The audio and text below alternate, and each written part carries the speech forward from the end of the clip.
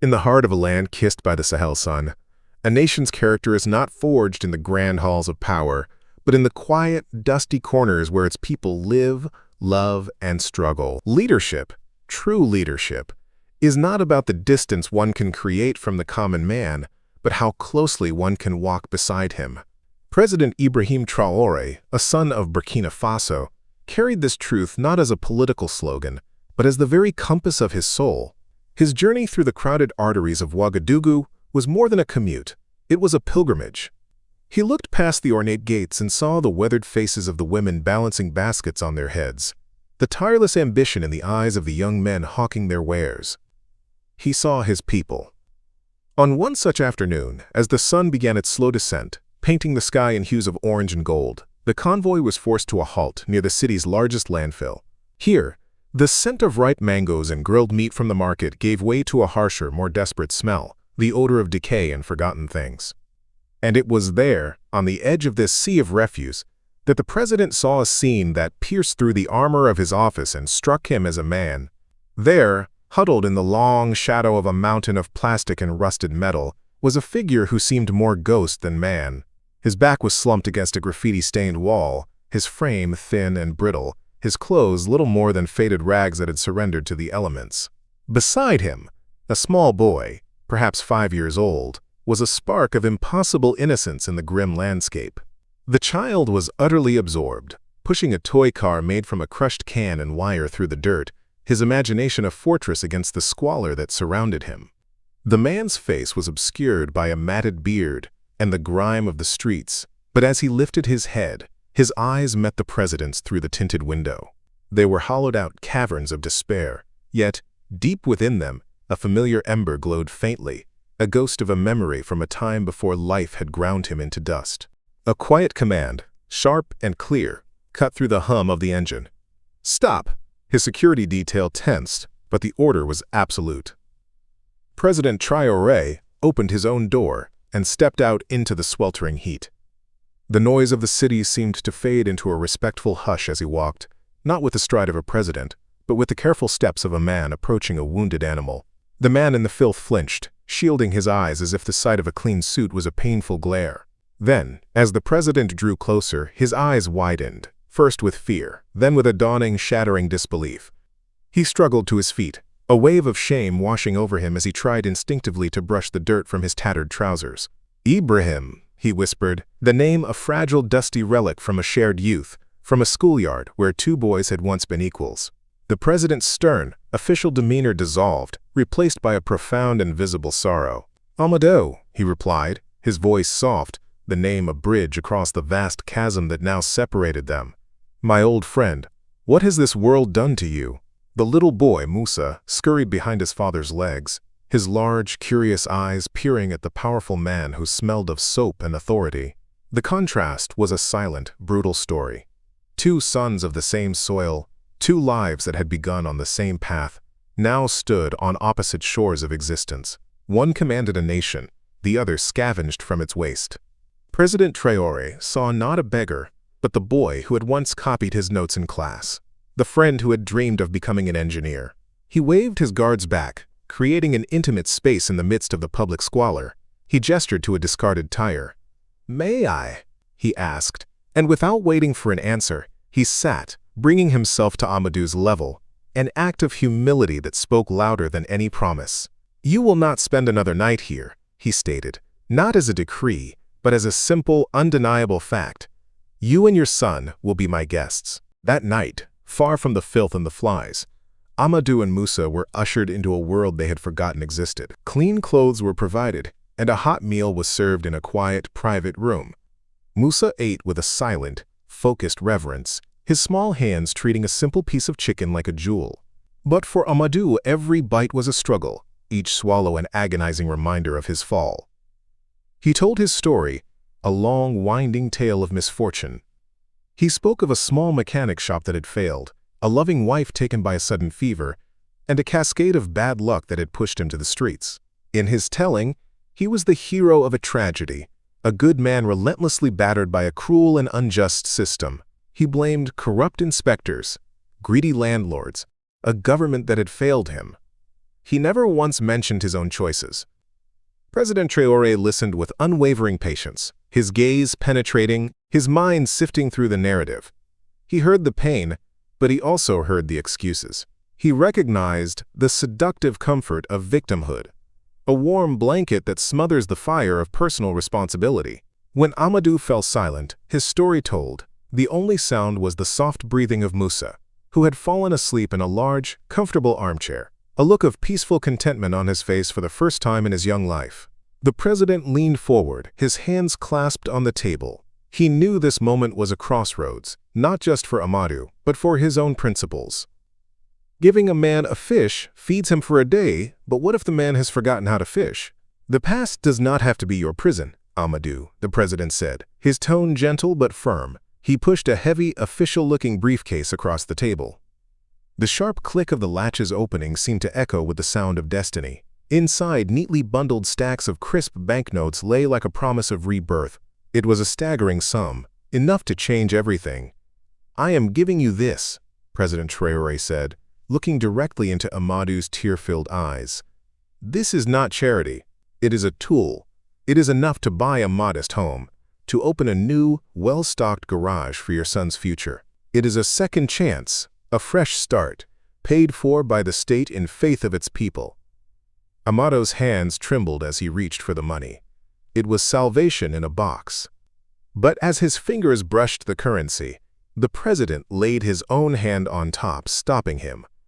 "There is a condition," he said, his voice now carrying the weight of his office. "This money is a seed, Amadou, not a harvest. I want your solemn promise that you will use it to build. Use it to create a foundation of hard work and dignity for Musa. Swear to me that you will not squander this on fleeting pleasures or easy comforts. Swear to me that you will honor the faith I am placing in you." Amadou, overwhelmed with emotion, wept openly.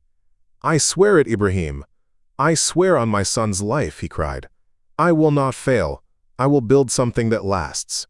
You will be proud of me." The promise hung in the air, filled with the weight of hope and the fragility of human nature. The gift had been given. The moral test had begun. For a time, the promise held.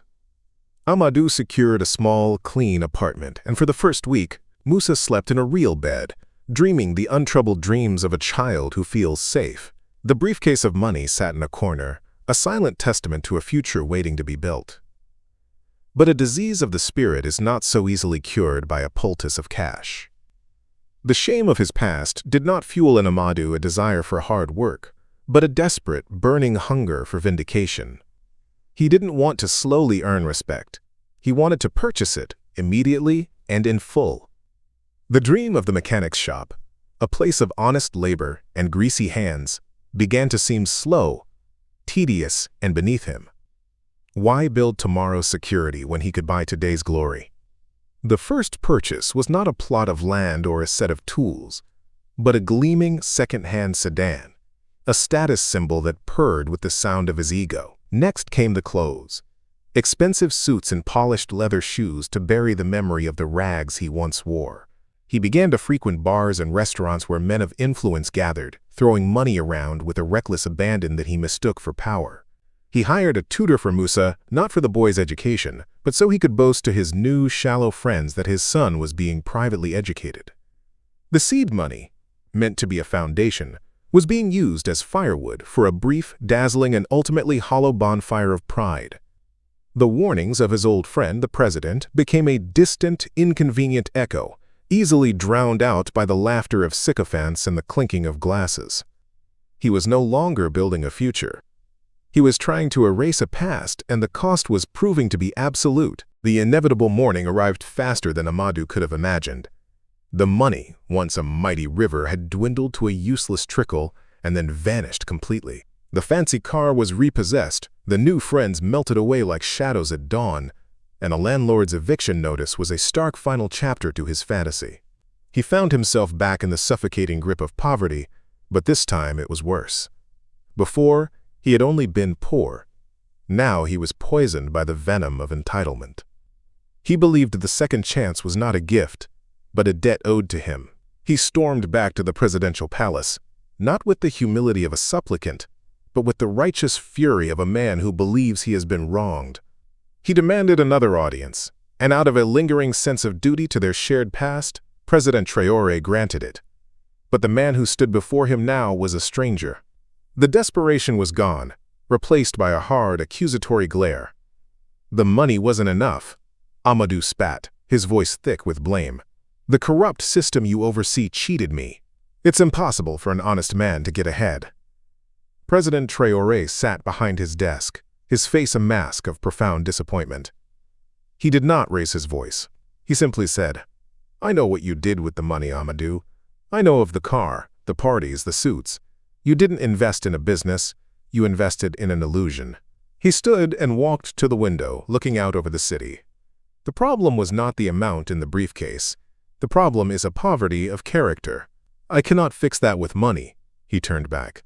"I will not give you another franc, but I will offer you one final chance. Not a gift, but an opportunity. There is a government crew rebuilding the roads.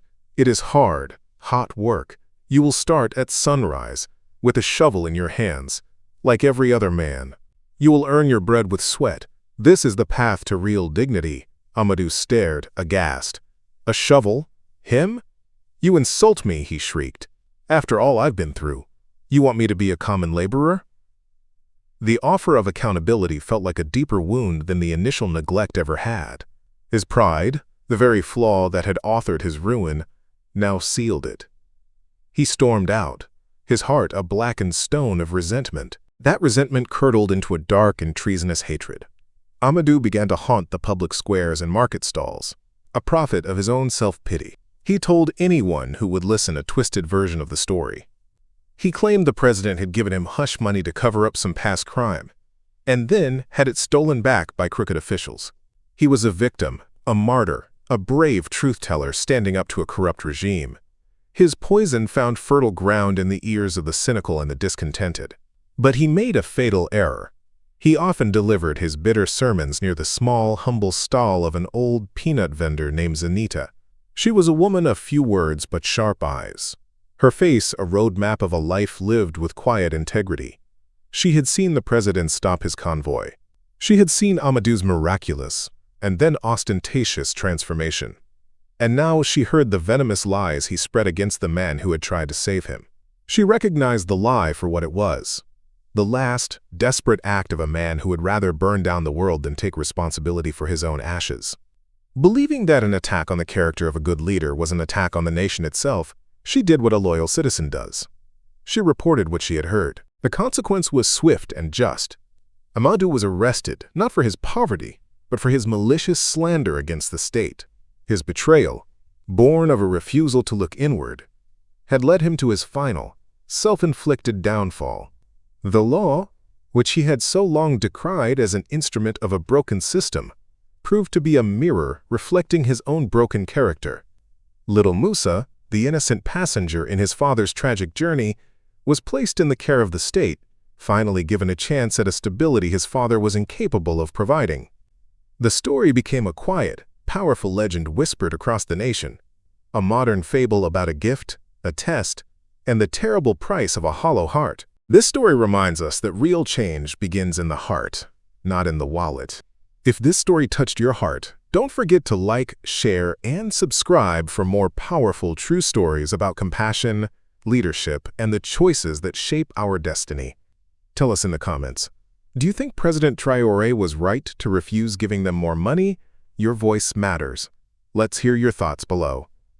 Thank you for watching. Stay inspired, stay grateful, and we'll see you in the next story.